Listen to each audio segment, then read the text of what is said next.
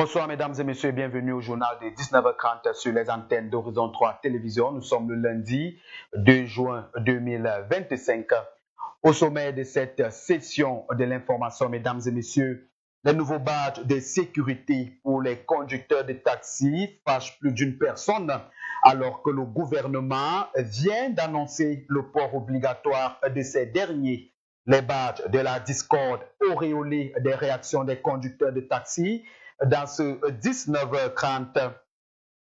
Ce lundi 2 juin 2025 marque la commémoration de la Journée mondiale pour un tourisme responsable, une occasion d'accentuer la sensibilisation sur les enjeux du tourisme responsable et la promotion des actions favorisant un tourisme plus durable et respectueux de l'environnement, malgré les goulots d'étranglement qui empêchent l'expansion du tourisme au Cameroun, à découvrir dans ce journal.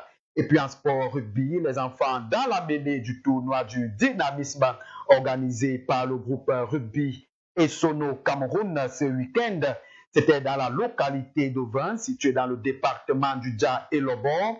Le film de ce spectacle Grandeur Nature, qui a tenu toutes ses promesses, à retrouver au bas de cette session d'information. Mesdames et messieurs, c'est tout pour le sommet de votre journal. Le développement juste après ceci.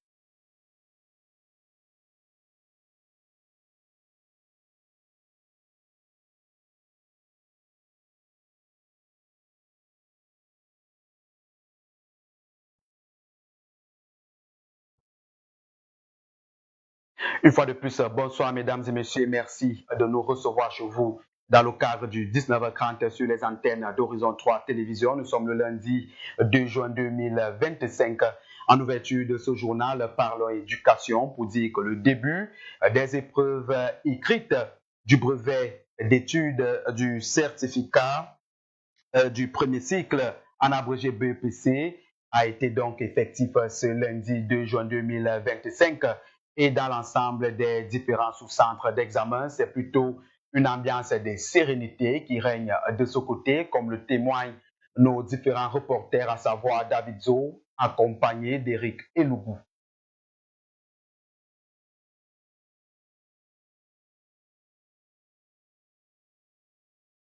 Brevet d'études du premier cycle BEPC dans le centre d'examen du collège de Yaoundé ce matin, les candidats sont accueillis par une fouille systématique.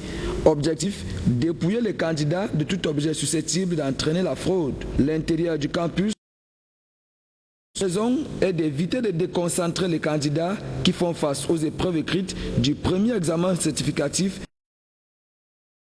Il sont près de 350 candidats inscrits dans ce sous-centre d'examen à la jusqu'ici, on ne note aucune absence. Précisons tout de même que l'examen s'achève le jeudi 5 juin 2025.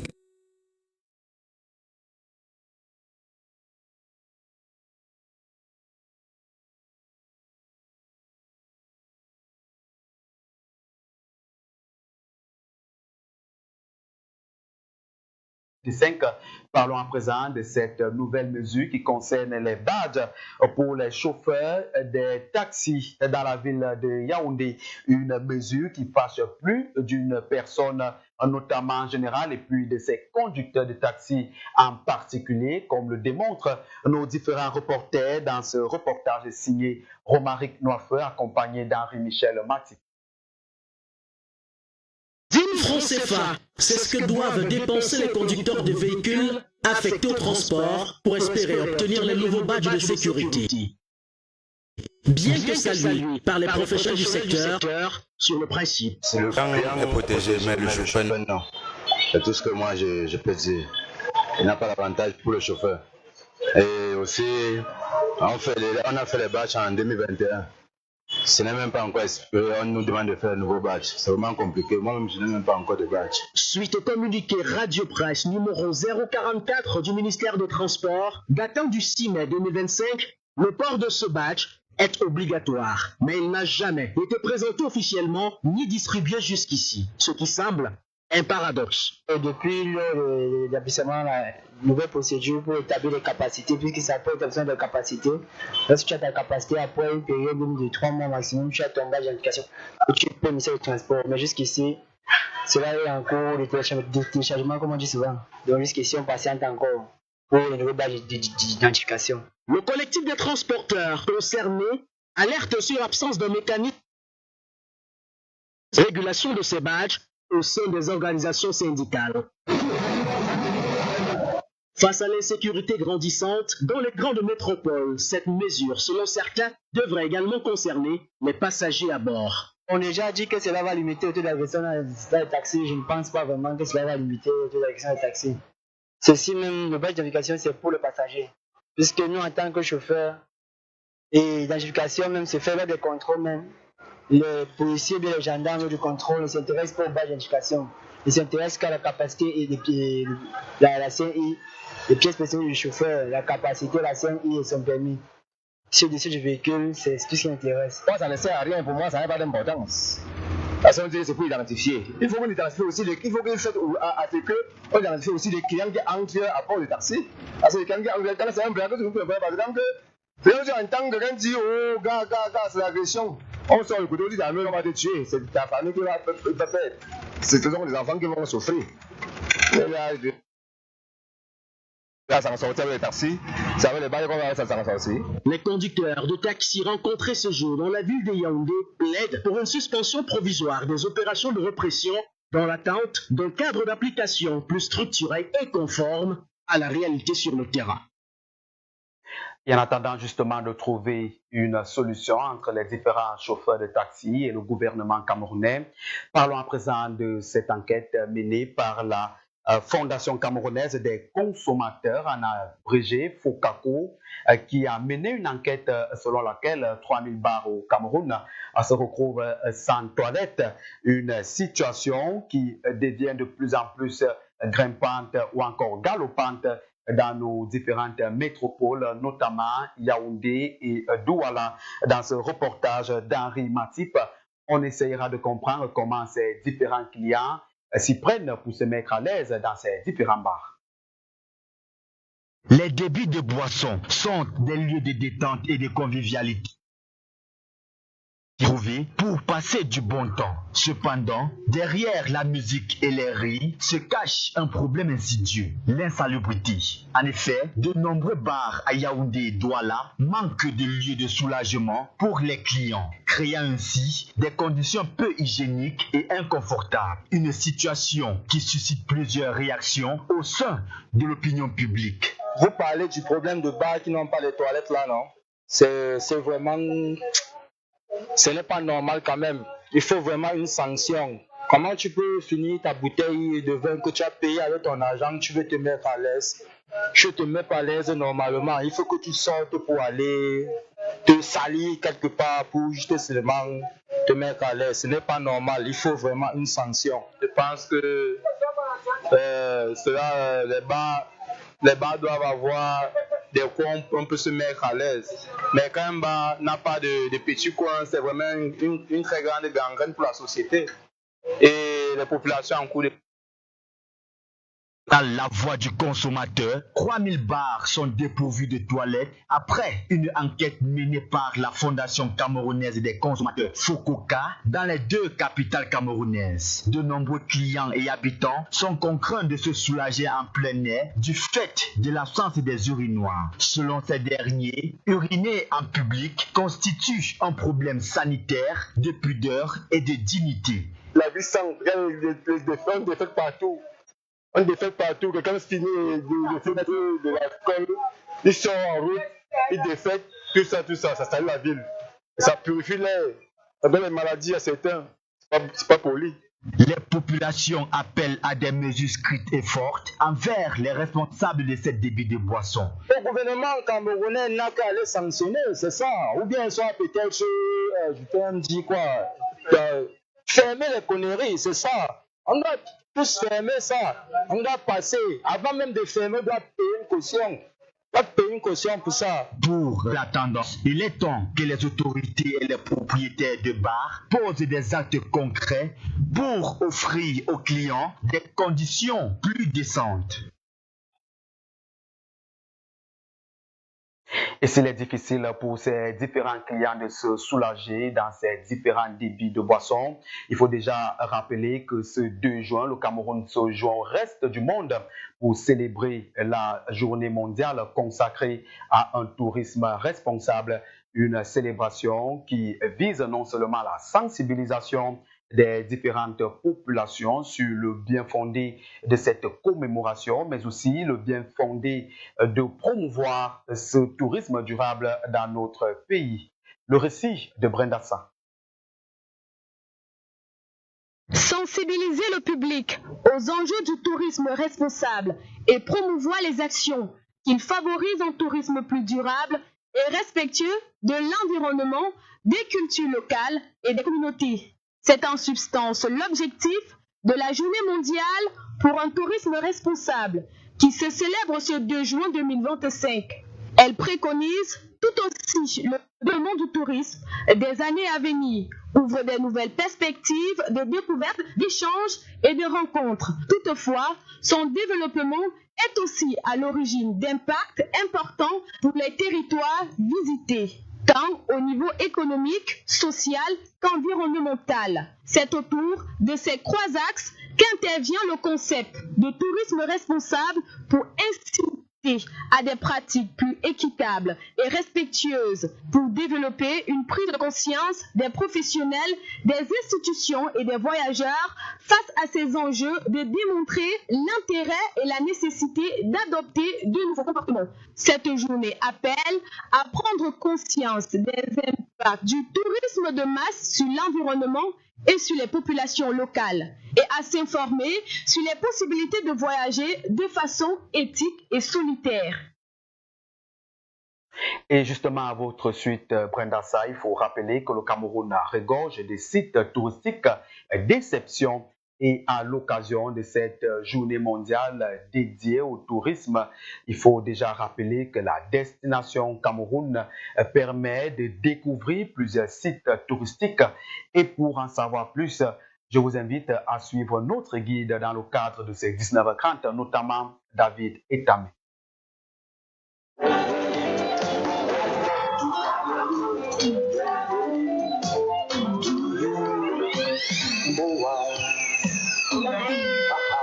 Le Cameroun, pays au paysage spectaculaire et à la diversité culturelle impressionnante, reste un joyau encore trop méconnu du grand public. Du sommet du mont Cameroun, le plus haut d'Afrique centrale, aux plages dorées de Kribi et de Limbe, en passant par les mystérieuses forêts de l'Est et les paysages lunaires du Grand Nord, le Cameroun offre un éventail de destinations à couper le souffle, un patrimoine naturel et culturel qui pourrait séduire n'importe quel visiteur. D'abord, commençons par le mont Cameroun. Surnommé le char des dieux, domine fièrement le paysage avec ses 4100 mètres d'altitude, offrant aux randonneurs des panoramas spectaculaires et des sentiers qui serpentent entre forêts denses et coulées de lave. Plus au sud, les plages de sable noir de Limbe et celles dorées de Kribi invitent à la détente, bercées par les vagues de l'Atlantique et l'ombre des cocotiers. À l'ouest du pays, les hautes terres dévoilent un tout autre visage. Collines verdoyantes, climat tempéré et villages traditionnels constituent le décor. Ici, la culture bamileke règne en grand maître. Dans ce rituel, chaufferie ancestrale et artisanat raffiné témoignent d'une identité forte et vibrante.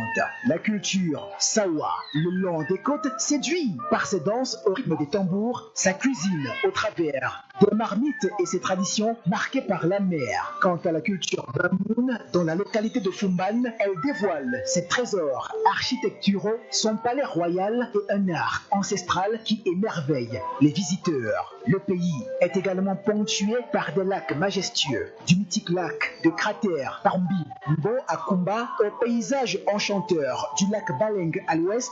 Ces points d'eau sont des joies naturelles qui complètent la mosaïque touristique camerounaise. Pourtant, malgré cette richesse inestimable, les sites touristiques du Cameroun peinent encore à se hisser au rang de grandes destinations africaines. Manque d'infrastructures, accès parfois difficile et promotion limitée freinent l'essor de ce secteur prometteur. En cette journée mondiale du tourisme, nous vous invitons à redécouvrir ces trésors insoupçonnés et à rêver d'un Cameroun qui brille de mille feux sur la carte touristique mondiale.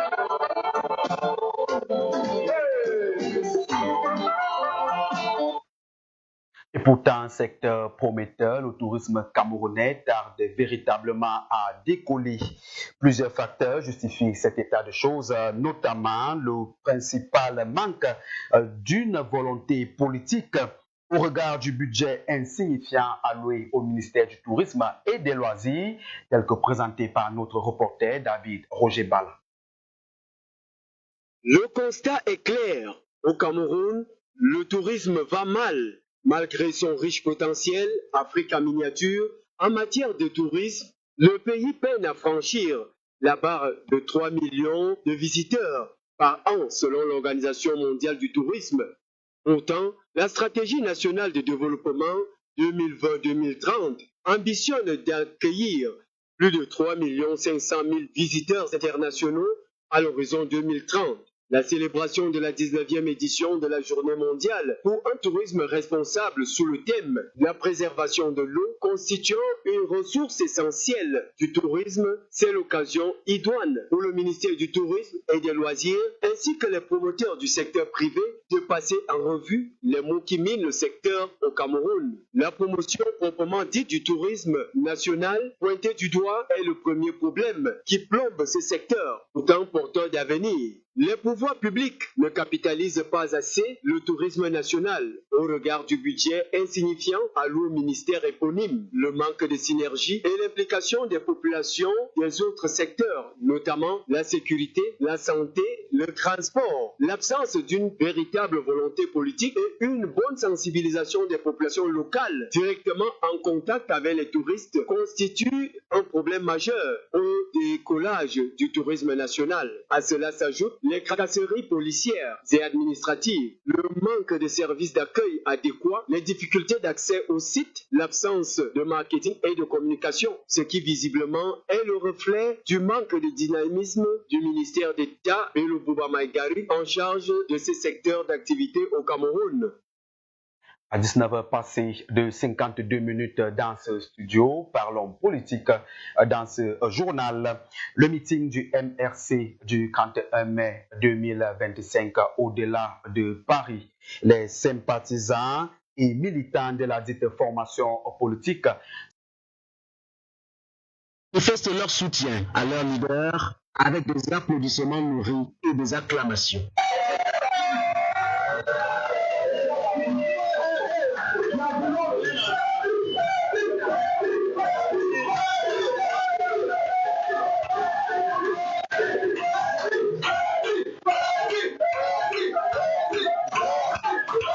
L'ambiance est festive et les militants démontrent clairement leur adhésion aux idées et aux convictions du professeur Maurice Kamto.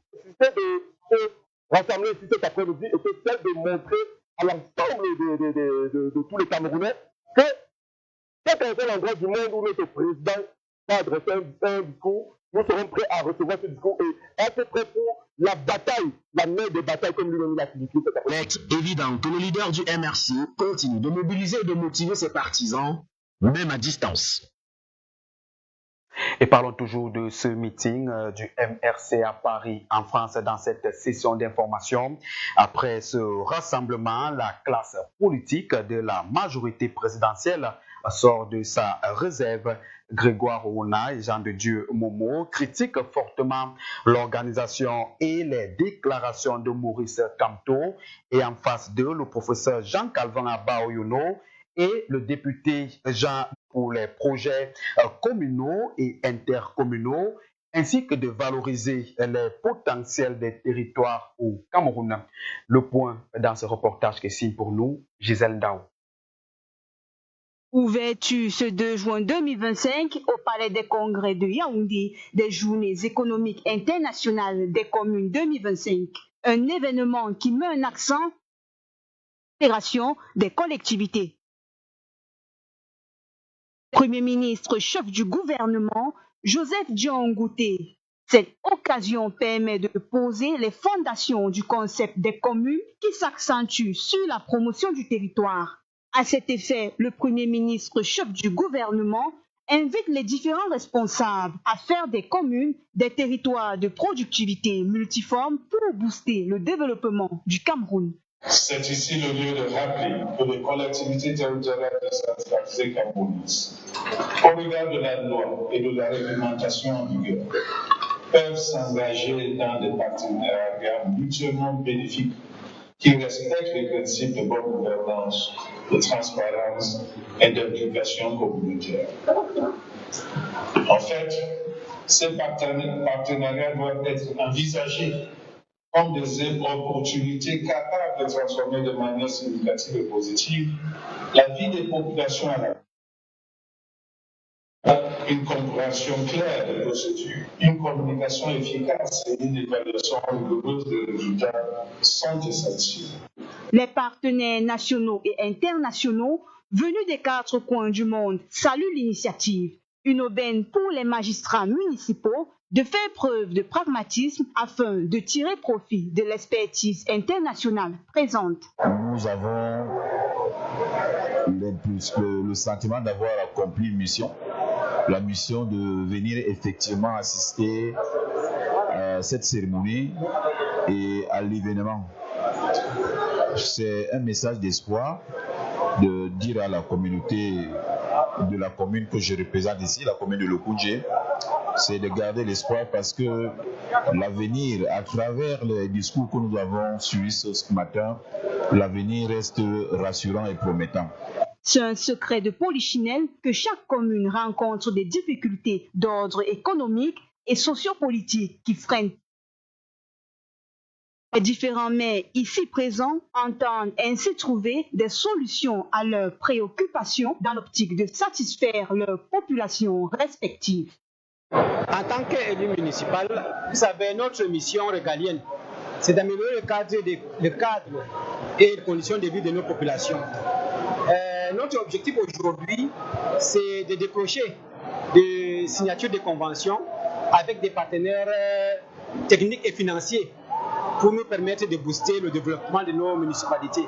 Somme toute, les journées économiques internationales des communes sont axées sur le développement et le financement des projets communaux et intercommunaux. Ainsi, cette 3e édition permet-elle de concrétiser les projets longtemps restés en suspension depuis 2021. Devrait-on espérer que ces projets s'achèvent réellement cette année ou alors s'agit-il encore d'un feu de paille? Rendez-vous.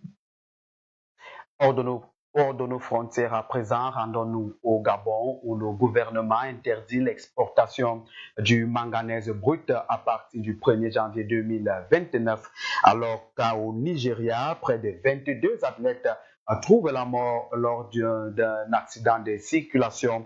Et enfin, en Côte d'Ivoire, l'opposition appelle à un dialogue national dans le pays. Le round-up du journal porte la signature de Brenda Sa. Au Gabon, le gouvernement interdit l'exploitation de manganèse brut dès le 1er janvier 2029 pour mettre en place une industrie de transformation nationale. Comme l'annoncé par le président Brice Clotaire Oligui Nguema, le Gabon prévoit d'interdire les exploitations de manganèse brut. À compter du 1er janvier 2029, le pays souhaite transformer le manganèse localement afin de créer de la valeur économique, des emplois et de maîtriser la chaîne de valeur, d'accroître les recettes nationales et de préparer l'économie pour l'avenir. Les athlètes de l'État de Kano qui ont récemment participé au Festival national du sport dans l'Est de Drou ont tragiquement perdu la vie dans un accident de la route alors qu'ils revenaient de Kano. L'horrible accident de bus s'est produit le long du pont Dakar-Salé dans la zone du gouvernement local. Le bus a rencontré un nid de poule, ce qui l'a fait renverser. Les survivants ont été hospitalisés. En Côte d'Ivoire, les leaders de l'opposition ont dénoncé la candidature potentielle du président sortant, Alassane Ouattara, ainsi que l'exclusion de plusieurs personnalités politiques de la liste électorale. dont Tidiam Thiam, ancien directeur général de la Banque suisse et actuellement candidat à l'élection présidentielle. La coalition critique également la commission électorale indépendante qu'elle considère comme partiale. L'élection présidentielle en Côte d'Ivoire est prévue pour le 25 octobre 2025. Et comme annoncé au sommet de ce journal, parlons sport à présent avec le rugby qui s'est tenu du côté d'Ovin, localité située dans le département du Djaïlobo. Nous sommes là dans la région du sud du Cameroun, une compétition qui a rassemblé les catégories de moins de 6 ans jusqu'à 13 ans dans le but de vulgariser la pratique de cette discipline sportive, notamment par le groupe Essono Rugby Cameroun. Une compétition qui aura également tenu toutes ses promesses telles qu'impliquées dans ce reportage. Ils sont près de 80 enfants et adolescents repartis dans 8 clubs disloqués en 6 catégories filles et garçons à rivaliser dans Grèce autour de la balle ovale dans la localité d'Ovin, située dans le département du Djaïlobo dans la région du sud Cameroun. Une véritable énergie déployée afin de préparer la relève de cette discipline sportive qui prend de l'ampleur dans le pays. Dans la catégorie des U6, AS Massoda s'impose 15-0 devant Espoir. Abeille, de son côté, s'incline 0 avant de prendre sa revanche 5-0 face à Espoir. Des résultats enregistrés pour plusieurs raisons. Ils étaient robustes, mais on s'est défendu. On a appris plusieurs choses comme envoyer la passe en arrière, comment plaquer, comment se démarquer et comment envoyer la passe. Bon, j'ai trouvé la journée un peu bien, mais ce qui m'a dépassé un peu, c'est les passes. Je les ai trouvées bien. Ils étaient quand même forts, mais il n'a pas perdu espoir. Le match culte de la 8e journée avancée du championnat du dynamisme s'est enchaîné en messieurs avec Espoir de Yaoundé qui a pris le dessus sur Rhinocéros qui n'arrive toujours pas à faire une enjambée. Score de la partie. Les autres adversaires, ça ne sera pas vraiment facile. Moi, je dis que ça déjà parce que j'ai vu les autres jouer. Surtout une équipe comme Abeille, Massoda et même Ouest, ça ne sera pas facile avec ces enfants qui vont très vite. Donc on doit beaucoup travailler, mettre une stratégie en place pour les gagner. Donc on doit jouer sur l'expérience.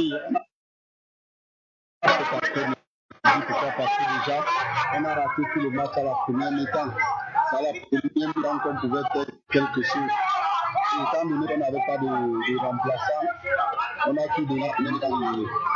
Et à la deuxième mi-temps, ils ont mis plus de 16 que nous. Sur le plan technique, cette compétition répond aux multiples attentes. J'ai vu des enfants qui ont un très bon niveau, à partir de U13. J'ai vu des enfants qui ont un bon niveau et nous pensons qu'on va mener une réflexion profonde là-dessus pour qu'on puisse voir comment leur donner la possibilité de jouer régulièrement. C'est donc sous une note de satisfaction que se referme ce tournoi qui a rassemblé un grand public. C'est avec cette information en sport, mesdames et messieurs, qu'on met donc un terme à cette première sortie consacrée aux 19h30 sur les antennes d'Horizon 3 Télévision, mais aussi pour le cadre de cette semaine. Mesdames et messieurs, merci de nous avoir suivis. Je vous laisse en compagnie de Bertrand Bika et de ses invités dans le cadre de Horizon Soir.